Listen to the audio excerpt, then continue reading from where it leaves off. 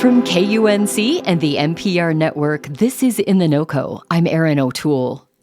An ancient collection of dice discovered by archaeologists might rewrite the history of how humans have understood mathematical concepts like probability.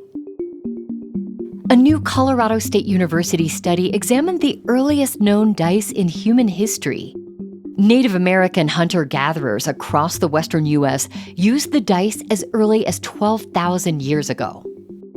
Robert Madden, the CSU researcher behind the finding, says these dice weren't just for entertainment. The dice were tools of commerce. They helped people barter and trade goods, and also helped shape early thinking about probability and other math concepts. Robert joined me to talk about the discovery and what it reveals about humanity's long-running fascination with games of chance. I've always been interested in games just in general, and what was really interesting here is that indigenous people in North America had their own type of dice and their own type of dice games.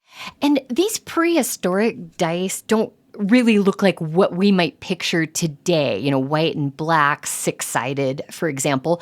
What do these look like, and how did you even know they were dice? So we know about indigenous Native American dice from the historic period. We have really great records because when European settlers got here, they saw this.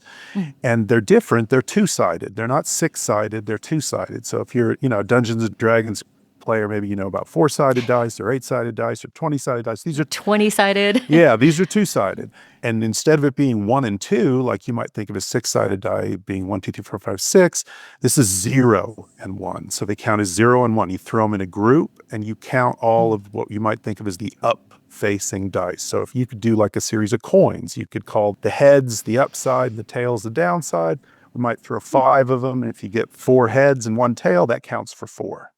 So you found them across the western U.S. Were they hard to find in Colorado? They're very frequently found in Colorado. Colorado's really a hotbed for these. It's right in the middle of what's kind of the backbone of where this shows up. It really straddles the Rocky Mountains.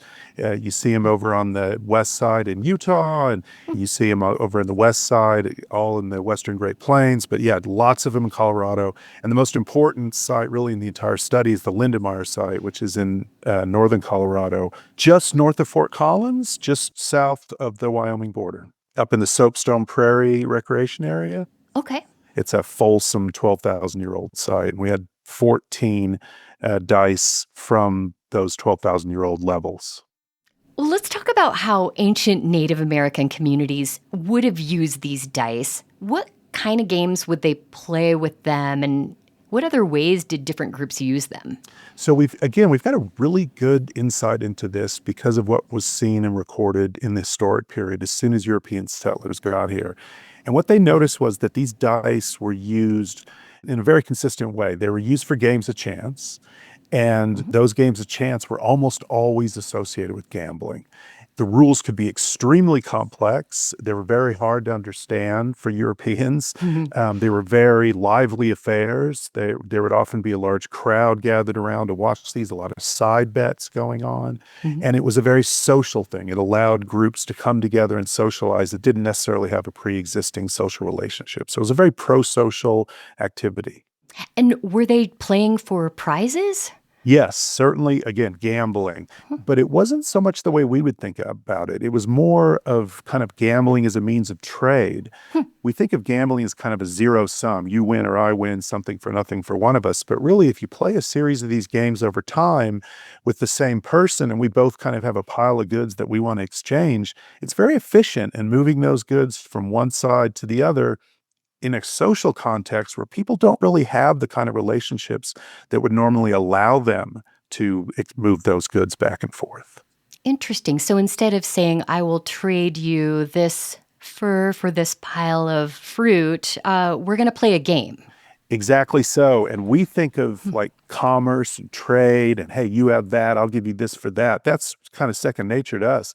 But for people that are in egalitarian groups, hunter-gatherers, that is not the way they work. They're not even familiar with personal property. These are very equal groups. And so the idea of barter and those kinds of things, or selling something, that's very foreign to them. It's all gifts. It's about creating relationships, not about moving goods. And so gambling really served this purpose, especially in these low population areas with highly mobile people. You might encounter somebody you don't even know. You may not even speak their language.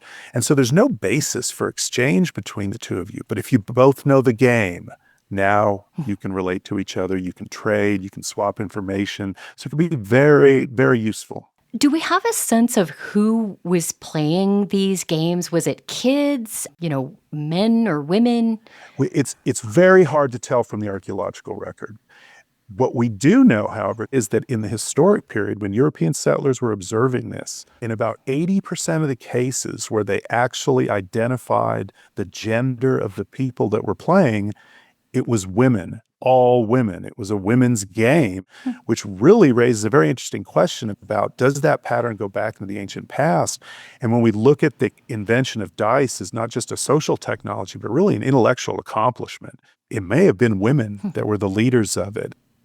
What is most surprising about understanding that Native North Americans were using dice 12,000 years ago, around the end of the last ice age? Yeah, it's right at the end of the last ice age. And the thing that's most interesting to me is this is a very specific type of game. It's one that harnesses probability. It's one that takes randomness. It involves creating random number generators, creating streams of randomness, and then harnessing those streams of randomness to create games of chance. And that really shows an intellectual breakthrough. It shows the beginnings of humans grappling with randomness and probability. These are huge concepts. And the first dice have always been seen by historians of mathematics as the first steps on that journey that led us to where we are here today. We used to think that started between 5,000 and 6,000 years ago in Bronze Age societies, very complex societies, Mesopotamia, Egypt. And it's really astonishing to see that the first steps on this intellectual journey really began 12,000 years ago at the end of the last ice age, and not amongst complex people, but hunter-gatherers in North America. So it's quite surprising.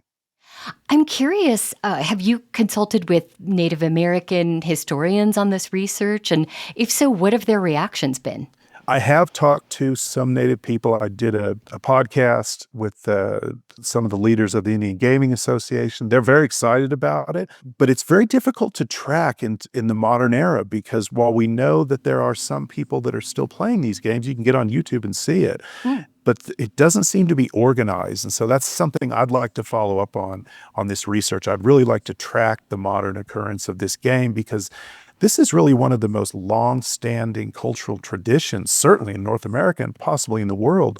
It's just very unusual to see people still using the same kind of technology in the same way, the way they did at the end of the last ice age. And that's going on right now in North America with these dice.